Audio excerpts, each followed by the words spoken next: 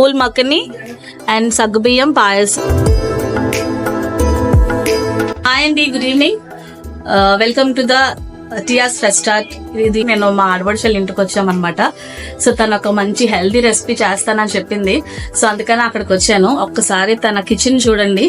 Mean while తను ingredients అన్ని ready చేస్తుంది. రెడీ చేసే లోపు మనం ఒకసారి కిచెన్ అంటే తను చాలా బాగా ఆర్గనైజ్ చేసుకుంటది అనమాట, నీట్ గా ఉంచుకుంటది.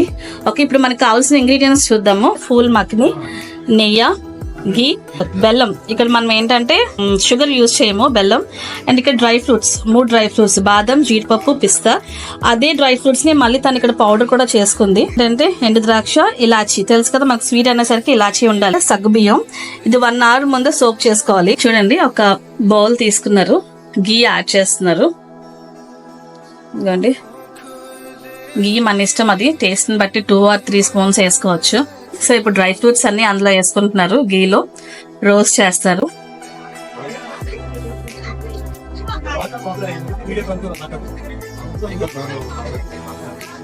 అది కొంచెం బ్రౌనిష్ గోల్డ్ లోకి వచ్చేసరికి మనం అవి తీసేసుకోవాలి బయటికి. ఇంకోటి కిస్మిస్ ని కూడా ఫ్రై చేస్తున్నారు గీలో.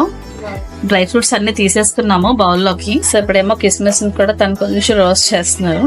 అయిపోయింది, ఇది ఎక్కువసేపు ఫ్రై అవసరం లేదనుకుంటున్నా. ఇప్పుడు ఫూల్ మక్ని కూడా గీలో వేస్తున్నారు. ఫ్రై అయిపోయిన తర్వాత మన మెయిన్ ఇంగ్రీడియంట్ పాయసం అంటే పాలు ఉండాలి కదండి. సో పాలు ఎందుకు చూపించలేదంటే మిల్క్ మనకు అందరికీ తెలుసు కదా పాయసం అని. అందుకని మిల్క్ కూడా పక్కన బాయిల్ చేస్తున్నారు, కొంచెం హీట్ చేస్తున్నారు.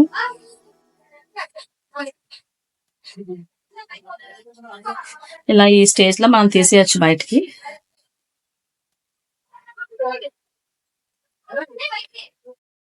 ఇగో ఇప్పుడు ఇందులో మిల్క్ తీసుకుందాం. మాకు కొంచెం ఇంట్లో గ్యాంగ్ ఎక్కువ ఉన్నారండి, అందుకే కొంచెం ఎక్కువ తీసుకున్నాం. ఎందుకండి మనం కడిగి పెట్టుకున్న సగ్గుబియ్యం సోక్ చేసుకున్నాం కదా 1 hour, అది ఒకసారి మళ్ళీ ఆ వాటర్ అంతా స్ట్రెయిన్ చేసేసి ఇందులో వేసుకోవాలి. మనం బెల్లాన్ని కూడా కరిగించుకోవాలన్నమాట. ఎప్పుడు కూడా డైరెక్ట్ గా పాయసంలో వేయకూడదు, పాలు ఇరిగిపోతాయి కదా. సో బెల్లం కొంచెం కరిగించుకున్న తర్వాత ఇది అవుతున్న లోపు ఇది కొంచెం తగ్గుతుంది, అది కరుగుతుంది.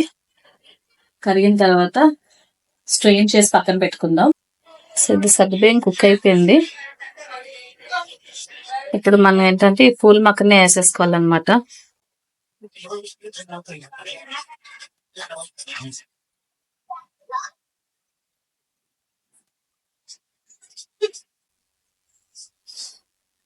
ఇది ఇందాకల్లా మనం ఈ పౌడర్, ఇది ఏం తెలిసే వాటర్, మనం డ్రై ఫ్రూట్స్ పౌడర్ చేసుకున్నాం కదా కొన్ని డ్రై ఫ్రూట్స్ ని, అది అలా వేసేస్తే కొంచెం లమ్స్ లా ఫామ్ అయిపోద్దని కొంచెం మిల్క్ లో కలుపుకొని అందులో వేసేసాం అనమాట.